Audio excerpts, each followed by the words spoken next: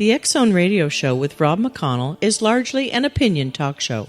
All opinions, comments, or statements of fact expressed by Rob McConnell's guests are strictly their own and are not to be construed as those of the X Zone Radio Show or endorsed in any manner by Rob McConnell, Relmar McConnell Media Company, the X Zone Broadcast Network, its affiliated networks, stations, employees, or advertisers.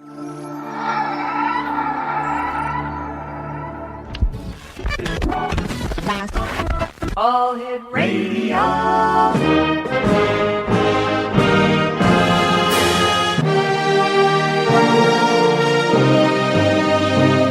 Welcome to the X Zone, a place where fact is fiction and fiction is reality. Now, here's your host, Rob McConnell. And welcome back, everyone. My name is Rob McConnell, and yes, we're still in the X Zone, coming to you from our studios in Hamilton, Ontario, Canada. Worldwide, toll-free, 1-800-610-7035. Email xzone@xzoneradiotv.com. On MSN Messenger, xzoneradiotv@hotmail.com. And our website, www.xzoneradiotv.com. You know, you go to restaurants today, you don't see families sitting down having conversations. You see 4 to 6 people texting. You go on the bus, people are texting. You're walking in a shopping center, people are walking into you because people are texting. What is this world coming to? Do we really need to text in order to communicate? Well, not only are they some of the questions that we ask ourselves, but an awareness has to be brought that 15 million kids are cyberbullied each and every year. And my guest this hour is going to be telling us how social media can stop it. My guest this hour, X Zone Nation, is Shawn Edgington. She is the founder of the Great American No Bull Challenge and the Cyber Safety Academy. She's the CEO of a national insurance firm and author of the best-selling book, The Parent's Guide to Texting, Facebook, and social media. Joining me now from her home in Northern California is Shawn Edgington. And Shawn, welcome to the X Zone. Oh, thanks for having me, Rob. You know, my hat goes off to you because, you know, this is a major problem that people really don't bring to the forefront of bullying. We hear about bullying in schools with the big guys, you know, taking lunch money and so on and so forth. But cyberbullying is kind of kept in the background. And I was wondering if you could tell me why this is. Well, I think really if you were to go to any school and talk to them and ask them what their 3 biggest issues are today, they are going to say that bullying, and of course now bullying today includes technology, the use of technology, and it's one of the biggest problems. And for some reason, as us adults, we just never thought it was that big of a deal, even when it was happening to us when we were younger, because it was almost like it was a rite of passage. Everyone pretty much got bullied, and we knew how to get away from it. And, you know, I knew how to get away from my bully. I mean, she was on my bus, so, you know, I could avoid the bus or, you know, get off before her or what have you. So, you know, things are different now with technology, and, you know, like you said, kids are, you know, they're on their cell phone now, whether they're texting now, they're on Facebook, they're tweeting, they are constantly connected 24/7. And so if someone has got it out for your child, like they actually did have it out for my daughter, it's easy for them to do it 24/7, you know, every minute of the day, and it doesn't stop from the moment they wake up to the moment they go to bed. Do you think that texting and cell phones should actually be allowed in the schools? You know, I do. I am a huge proponent of technology. I believe that, you know, for the most of us, we all use technology responsibly for the positive, right? And responsibly, correct. And we use it to benefit we do research or we communicate more often. And, you know, it is unfortunate that, you know, some people use it to target, you know, their, you know, whoever it is that they fall out of favor with that day or that week or that month. And really, my goal is to help our youth really learn how to deal with that, because the problem is that it is pretty new, and we have yet to teach in our schools how to, you know, how to defend yourself and how to prevent it from happening, and also what to do when it is happening. What are the steps to take? And so, that's my goal with the Great American No Bull Challenge, is really a youth-led movement, so that they become really aware that they do have choices and options, and that they've got to stick up for their peers. All right, we've got to take a commercial break. Please stand by. Yep. X-Zone Nation, our guest this hour is Shawn Edgington. Here's a couple of websites, www.nobullchallenge.org and www.shawnedgington.com. And we'll be back on the other side talking about the Great American No Bull Challenge here on the X-Zone as we continue from our studios in Hamilton, Ontario, Canada. Don't go away. We'll be back in 2.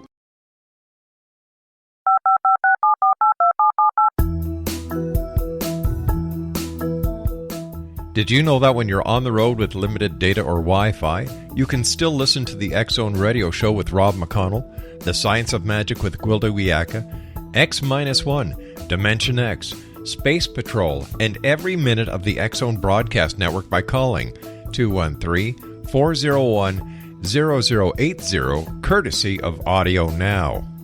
No smartphone, app, or internet needed. It saves your data plan, and it's free if you have unlimited minutes.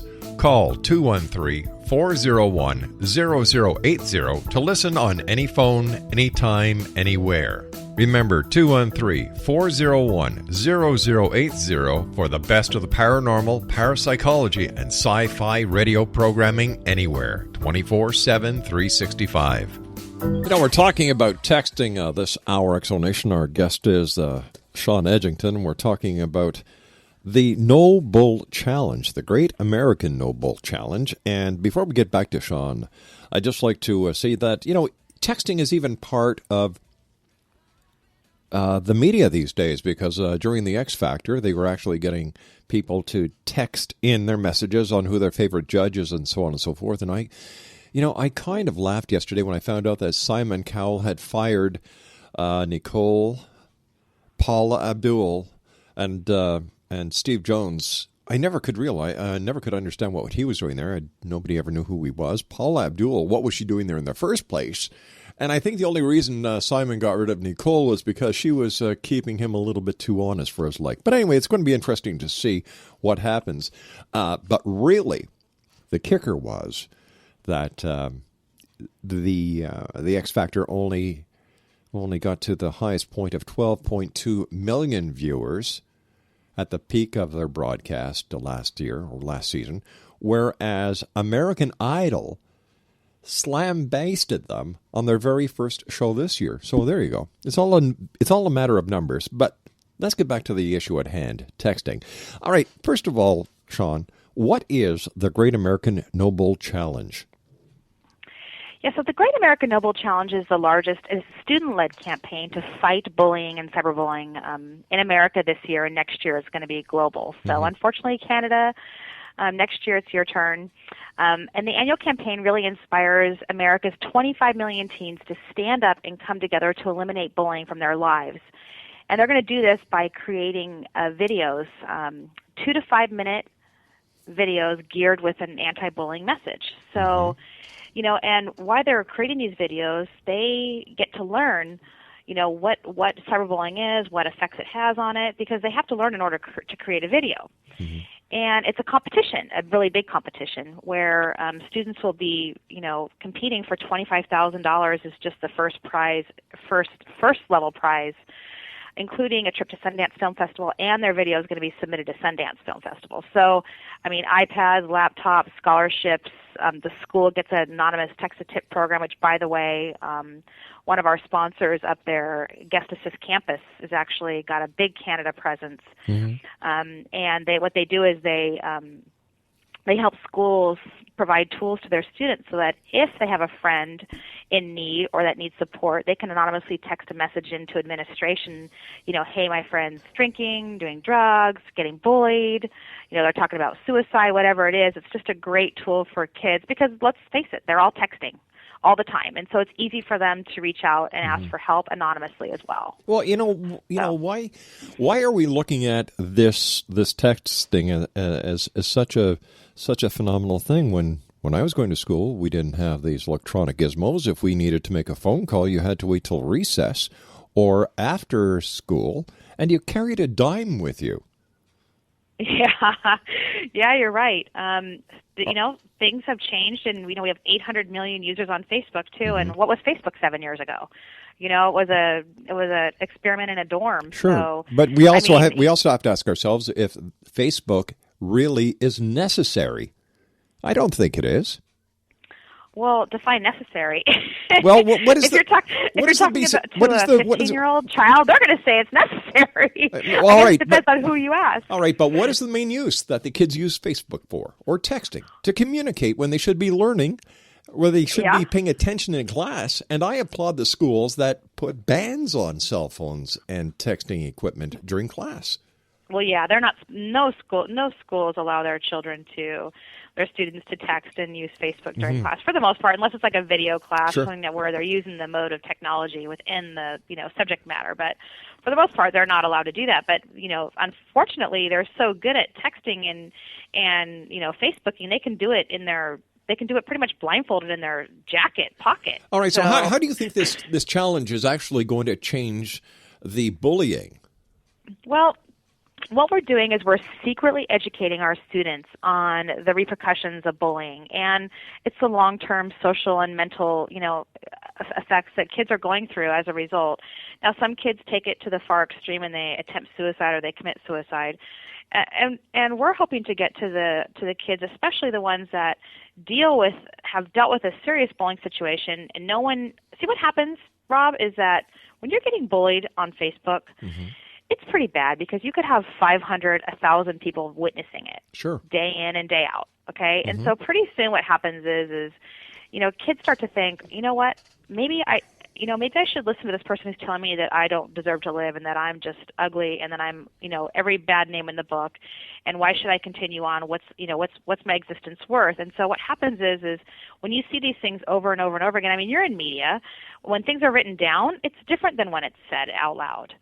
And, when people start seeing things written down, they start to believe that it's true. Wait a sec. In my book, the Internet is the biggest septic receptacle ever created by mankind. Yep. I mean, it definitely. So I don't take, I take very little of what I see on the Internet at face value unless it's from a credible source. Yeah, but you're an adult and you have that, you have the experience behind you, and teens just don't have that yet. They don't have that wherewithal and that maturity yet to go, you know what, this isn't even true. It's so what if it's on the Internet? It doesn't matter. Well, they believe everything they see. Well, isn't that the responsibility of the parent to make sure the child knows what they're doing before they're allowed to, to me, this is another electronic babysitter that's entered the child's life. Yeah. I mean, you're exactly right. The problem is that just 2 years ago, when the whole thing came down with my daughter, who was physically threatened, her life was threatened. She was stalked on Facebook by text message. It was bad. I was one of those clueless parents. I did not know what was happening until it was just far gone, and things go viral in a matter of hours. So, and that is really why I wrote The Parent's Guide to Texting, Facebook, and Social Media, because I wanted every parent out there to realize what they need to do as far as parenting around technology, because if you don't know, you can get caught with your pants down. And it's a tough thing, and most parents think, oh, it's no big deal, and I don't need to really do anything here, but they're wrong, because half of America's teens are bullied using technology. And I hate to say it, but it's the parent is part of the solution. The parent is part of the problem by giving the child a piece of technology that they have not taught the do's and don'ts with. You're absolutely right. That's one of my big things. It's kind of like handing a child a knife when they're 5 and saying, "Go ahead, cut the tomato." Exactly. You got to teach them how to do it. You got to teach them how to drive a car. All these things can be weapons if they're used the wrong way. So tell me, what are some of the signs that parents should look for? I mean, they need to look for if their child all of a sudden starts pulling back from their social activity. If they start, I could tell, like with my daughter, first of all, she came home in tears, so it wasn't like she was trying to hide it. But they're emotional wrecks when it comes to when they're staring at their phone and they're on Facebook or they're texting. Their grades slip, possibly. With my daughter, her grades did not slip, so that really wasn't a warning for us. But really, you gotta start talking to your kids about this. You've got to start bringing up the conversations and talk about other things that are happening to other kids in the media. I mean, there's plenty of stories out there, whether it's sexting or cyberbullying or safety online from online predators. All of that stuff are all things that you can talk about and use it as a life lesson for your child to understand what to do and what not to do, when they're using technology. What are some of the preventative things or suggestions that you have for parents who may have children who are being cyberbullied, or maybe they have a neighbor whose child is being cyberbullied? Yeah. Well, a neighbor, it could just be anywhere in the globally these days, But the most important thing is to talk to your kids about how to block those kids. I mean, but you block them on Facebook, and then on top of that, really important is they need to know how to block a cell phone number. So anyone who's texting them, they can call your wireless provider, and you can block that cell phone number. And the other thing, too, is talk to your kids about standing up and reporting those who, like, let's say it is a neighbor who's getting picked on. You've got to stand up for that child, because it's very well possible that that child cannot stand up for themselves. They don't have the ability to. They just can't do it for whatever reason. They haven't gone to their parents because they're embarrassed, and they don't want their parents to confiscate their technology. So it's up to our youth to really start standing up for those that are getting picked on. Why isn't this being taught in the school systems? Well, I really feel it's a lack of budget, and schools believe that the only way really to teach now, as far as curriculum available, is to have someone in and, like an adult in, like myself, and speak to the kids about how to use technology. And I got to tell you, I did that for a while, and I thought, you know what, how am I really that relatable to a teenager to tell them what to do and what not to do? And so, basically schools need the ability to have, they need to be able to have access to programs, education programs at a reasonable cost, so that they can teach these kids cyber safety and all kinds of stuff. Their online image, let's face it, they want to get a job, they want to go to college. Guess what? All those admissions officers and potential employers are all going on Facebook and the internet, and they're checking to see what their image is, what they look like, what's their online image. If cyberbullying is a crime, shouldn't law enforcement also be involved in this? Oh yeah, and they are. Had I gone to the police and gotten a restraining order on the girls that were threatening my daughter, they would have definitely gotten involved. My problem was, like most parents, is that you don't take it serious in the beginning. You just think, that this is going to blow over. These are just kids. These are girls creating drama. These girls were expelled from school, so I thought, my daughter's safe. They're not even at her school anymore. But the reality is, like I said, they don't need to be at your school. They can be anywhere. And, with technology, it's so easy to reach out and just, attack your prey that, unfortunately, my bad. You just, as a parent, you've just really got to take it very seriously and just get involved. And the police they take it very seriously. They will get involved and they will help you. Shawn, please stand by. We've got to take our news break at the bottom of the hour. Exonation, Shawn Edgington is our special guest. www.noblechallenge.org and www.shawnedgington.com. She's the author of The Parent's Guide to Texting, Facebook, and Social Media. Cyberbullying this hour here on the X Zone. Don't go away. This is the X Zone Broadcast Network, broadcasting worldwide on broadcast affiliates and satellite program providers, including CNN Broadcast Network, Sirius Satellite Network, Star Media, Good News Radio Network, Angel Broadcast Network, Wiki Broadcast Network, and WPBN TV. For more information on the X Zone Broadcast Network, visit us at www.xzbn.net.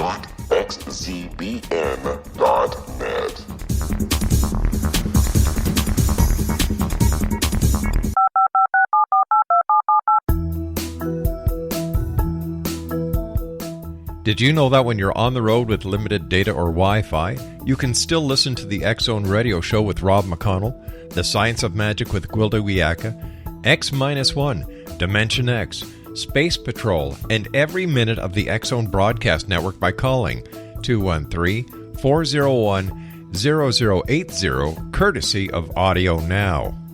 No smartphone, app, or internet needed. It saves your data plan, and it's free if you have unlimited minutes. Call 213-401-0080 to listen on any phone, anytime, anywhere. Remember 213-401-0080 for the best of the paranormal, parapsychology, and sci-fi radio programming anywhere, 24/7, 365. Cyberbullying is the topic this hour on the X-Zone. My name is Rob McConnell. My special guest is Shawn Edgington. Her websites, www.nobullchallenge.org and www.shawnedgington.com.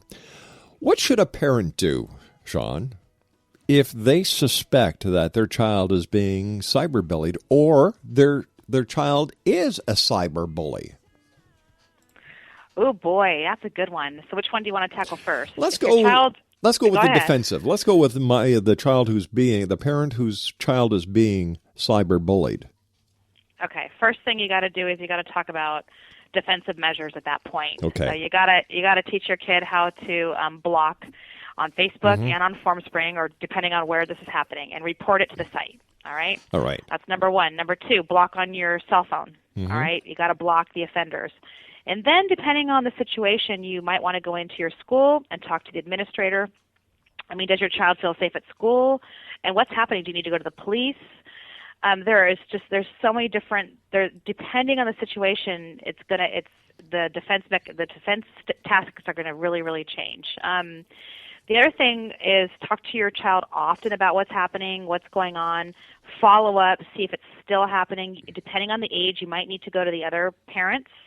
For me, my daughter was 16. I could not go to the other parents. That was not even, she was a senior in high school, wasn't going to happen. We did go to the school, however, and they were not able to do anything about it because the girl was expelled. So, again, that was a situational a situation for us that, the school administration could do nothing about it. She didn't want to drive her car anywhere because they knew that they were after her car. So, I mean, she almost was physically beaten up. They said they were gonna kill her when they found her at a certain location at a certain day, and she avoided that. And really, these kids have got to, really lean on their friends for help and support, because a lot of times they're the ones that know what's going to happen ahead of time if something like that's going to happen. So communication is king. The other thing is, before you allow your child to have access to Facebook or your cell phone, make sure you go through the rules, set your boundaries, and the consequences if they break them. I mean, anyone who's under 13 should not have a Facebook account. It's against the rules, and we've got 7.5 million children under 13 on Facebook. I would imagine it's rather hard for the people at Facebook to police this. Oh, gosh, it's impossible because the teens, or I should say the tweens, they're lying about their age when they make their account. And often what I find out is, I do a lot of 5th grade assemblies, and 70% of these 10 and 11-year-olds have Facebook accounts. And then when you ask them how many of their parents know they have a Facebook account, like 1 or 2 hands go up. Wow. So the thing is they have cell phones and they can access their Facebook on their cell phone. They don't need to do it on a computer in front of their parents anymore. And so their parents aren't even aware they have a Facebook account. But doesn't this raise the question once again as to whether or not kids really need these smartphones? Yes, it sure does. And in fact, I'm a huge proponent on another defensive measure is if you get your child a cell phone, first of all, you've got to, and they're young, you've got to eliminate their ability to send a photo or a video, because smart move. And it's free to do that, and there is so many, you just call your wireless provider on that, because there are so many children that end up receiving a sexually explicit photograph, like 39%, to give you an idea how many receive it. Yeah, and then also they might forward it to show someone, look what I got, or what have you, but that's distribution of pornography and illegal and chargeable. So you don't want your child to accidentally, forward, something like that, or receive anything like that, or send anything like that. So just disable it, and they can't do it. How's your daughter doing now? She's okay. She's still got some repercussions. One of the girls just came forward a few weeks ago and apologized and said they really needed a scapegoat for someone they want someone to blame for them getting expelled from school. And so they picked her. They came to school drunk like 3 times in a row. Wow. They were expelled from school, and they wanted someone to blame, and she was a class officer and a cheerleader, and she had, 100 best friends. They chose her. And, so that just kind of goes to show you that this can happen to any child. It's not, there's no stigma or, no child is immune is what I'm trying to say. It can happen to anyone and the reality is the majority of these attacks go unreported to parents, teachers, and the authorities. So, I mean, let's face it, it's something that we all need to pay a lot of attention to. What are the kids using Facebook for? They're using it to see what's going on with their friends, to read their status updates, to look at photographs, to watch videos, to send them a message, and you mean these things can't actually be done in person while they're at school?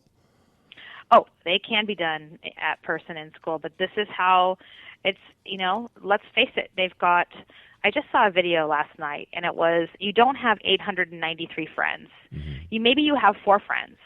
And those 4 friends are the ones that you talk to and the ones that you trust. But do you really trust those 893 friends that you have on your Facebook? I mean, let's face it. We don't know them. We don't, especially when you're a teen, it's impossible for them to know 893 friends. But aren't the parents the ones who are actually putting the gun in the hands of the kid? Oh, absolutely. I'm sorry. I'm sorry. I don't personally condone giving a child a cell phone.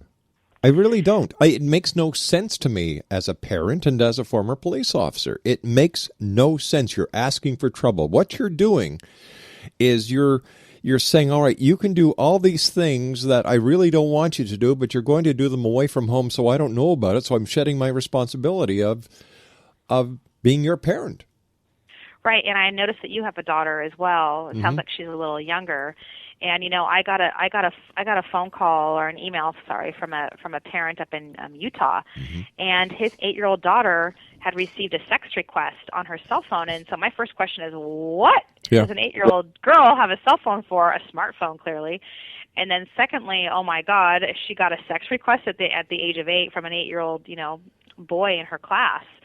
And, it's if your child is too young to talk about sexting and all those things, then they're too young to have a cell phone. So if you're going to give them the cell phone, you got to sit down and set the rules and talk about all those things you're probably not ready to talk about. Once again, we don't have to give them what they want. And don't have to give them what they want, and especially at such a young age. I mean, and are they paying for it? Because most parents are paying for the phone and for the service. Sure. So, my daughter got her cell phone, I believe, at 14, which is really, I mean, the average age these days is like 11 and 12. That doesn't mean it's right just because the average age is 11 or 12. No, it does not mean it's right. And if you have a circumstance where you do have to have a child with a cell phone, like let's say you're a working mom, a single mom, and you have 3 jobs, and you need to get a hold of your daughter after school or your son after school, fine, then don't get them a smartphone, or get them a phone. If you get them a smartphone, then limit the things they can do on it besides just call. That's possible. Once again, maybe I'm old school, but if you've got a child that is that young that needs that type of supervision, if you cannot be home as mom because there are so many social responsibilities these days, including paying for your kid's cell phone, then why not have the child go to an aunt, an uncle, someone who is a responsible adult to take care of the child? Because even if the child is alone at home with a smartphone, with a telephone, with a computer, a lot of things can go wrong. Well, yeah, and what I hear is parents use it more for when their child is, waiting to be picked up after a sport of some sort at school where they're not at home with a phone.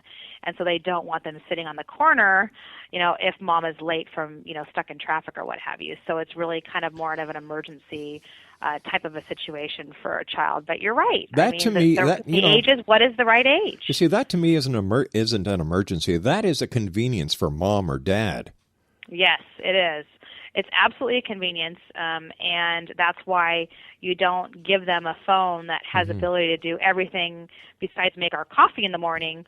And if you do, then you better restrict it internally. There's ways to do that. You can restrict all of their access if you feel like you want them to have a way to get to you if there is an emergency. Well, I still say the best way to get through any emergency is drop a dime in a phone and call 911. Yeah. I mean... I'm also a big believer of the GPS technology of that a cell phone has. But that makes me laugh, because so many people in today's society are paranoid that the government knows where they are because of the chips in their credit cards, their driver's license, this, that, and the other thing, and yet they don't realize that their telephones can be tracked as GPS location devices as well. Oh, yeah, and that's one of the things that I warn parents, because Facebook has the ability now to check in wherever you're standing. And if you have a 13-year-old on Facebook and they're checking in when they're at Starbucks or at the local movie theater, and they have a lot of strangers in their network, which almost all of them do, then here you are showing every stranger in her network what she looks like, that she's standing alone, or where she is, and that is just, as you know, you're a police officer, that is just crazy. All we're doing is we're inviting trouble. And what really upsets me is that modern technology is being used by parents as electronic babysitters, and it's a way for them to, in my opinion, to shun their responsibilities. Yeah, I mean, I think I missed that boat because my children are now 19 and 17, so I never used technology for my children to babysit. But I'm not. You could be right. It could be more video games and what have you. But all video games now have that social aspect where they all connect with people all around the world. And there is so much bullying and crazy stuff happening through like Wii and PSP games that I don't even want to talk about that. That is a whole different big mess that these boys are getting propositioned and talked to by strangers that are in another country even. Okay, so what, if I understand what we're saying to be correct, is that not only does cyberbullying happen with cell phones and smartphones, but also on the games, the Wii games, and other forms of technology that kids are using. Yep, it sure does. And so, and sometimes, often parents don't even realize that these things are connected, that they're connected to the internet, and they're basically an online forum. Innocently enough, it was supposed to be where you could play whatever, chess or war games with someone, in another country or across the street. It wouldn't matter. But the reality is that there are some seriously bad things happening through gaming online, and because there's some crazy people out there just using technology to their advantage to find someone who is desperate, who will meet them in person, and who wants to talk to someone who's lonely. So don't let your child lose sight in a game. Lose sight in a game, because there's bad stuff going on there too. What are the manufacturers and what are the providers doing to curtail cyberbullying, whether it's on a Wii game or whether it's on a smartphone? Well, I don't know what they're doing. I think I think it's the parent responsibility to make sure that either A, it doesn't connect to the internet, or B, they've talked to their kids about allowing strangers and what to do when someone approaches them through a game. I do know that regarding the challenge, the Great American Noble Challenge, we've got sponsors like Formspring and Facebook involved in our campaign, because they do believe that bullying is a problem on social networks, and that is not what their network was built to be, and that they are 100% behind anything that has to do with teaching kids how to stand up and how to defend and how to react, and also to become just more aware of what can happen online. So how has the response been by kids to your challenge? It's been really amazing. We've got just, especially the teachers too, we've got hundreds and hundreds of kids that have registered to create their video. They have from now until March 14th to create this 2 to 5 minute video. And we've got some videos in where we've got 50 kids in one video participating. And, it's a lot of them, they make you want to cry because they're just so sad. But these kids they're brilliant. They know how to send a message in a very powerful way using video. They all love using video. And so we feel like we're using the arts, in a positive way to help create change at a grassroots level. I mean, we understand that if we're going to have if we want the youth to change in the way they react to bullying and the way they handle bullying, then they're the ones that are going to have to learn about it and know what to do. It's not really going to be us, hammering it down and telling them what to do and what not to do. Yes, it helps, but they've got to understand also what happens and what the repercussions are. All right, Shawn, stand by. You and I have to take our final break for this hour. Exo Nation, Shawn Edgington is our special guest. www.nobullchallenge.org and www.shawnedgington.com. I don't know. I'm so happy I grew up in the era that I did. I know. So much easier. It's so much easier. You and I will be right back. Don't go away. This is the X-Zone Broadcast Network, broadcasting worldwide on broadcast affiliates and satellite program providers, including CNN Broadcast Network, Sirius Satellite Network, Star Media, Good News Radio Network, Angel Broadcast Network, Wiki Broadcast Network, and WPBN TV. For more information on the X-Zone Broadcast Network, visit us at www.xzbn.net.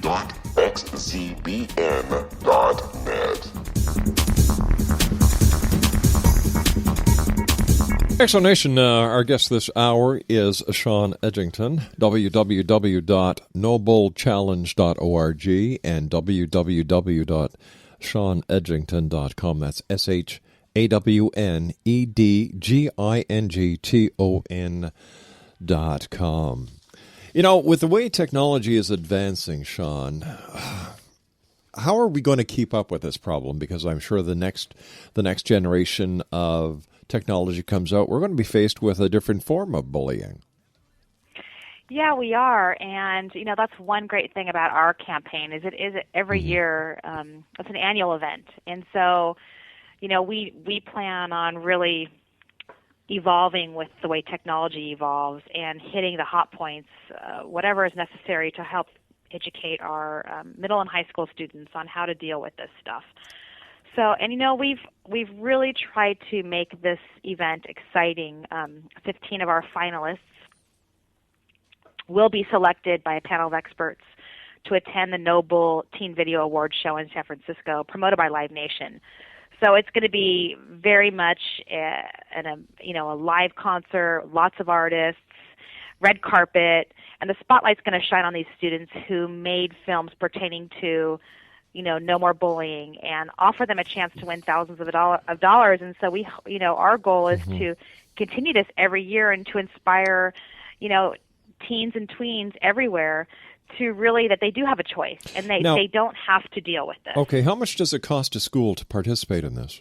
Nothing. It's absolutely free. And in fact, we provide the teachers and the students of a complete toolkit, a resource, 20-page toolkit that they can download. And it gives them everything they need to know on bullying, cyberbullying, and ideas on how to make their film, and, tips and tricks, and, just basically everything they need to know on how to do it, and it's absolutely free. Shawn, it's been great talking to you today. I wish you the very best of luck. I think you've got something great going here, and let our listeners know one more time how they can contact you and find out more about the Great American No Bull Challenge. So go to nobullchallenge.org, and you can find everything you need there. And even if you just want to download the toolkits and learn more about cyberbullying and bullying and what you can do to prevent it and deal with it when it's occurring in your school or in your home, do that. We've got toolkits for parents and teachers and one for students. Shawn, thanks very much for joining us. Great talking to you, and I look forward to talking to you in the future. Great. Thanks for having me. All right. Take care now. That's it, Exo Nation. We've been talking about cyberbullying this hour. Our guest has been Shawn Edgington. Once again, the websites are www.nobullchallenge.org and www.shawnedgington.com. That's it for tonight. That's it for this week. It's Friday here in the X Zone. I'll be back Monday at 10 o'clock as once again we cross the time-space continuum to this place that I call the X Zone. So from everyone here and to everyone out there, always remember, help each other out. You are your brother's keeper, and always keep your eyes to the sky and your heart to the light. Good night, everyone.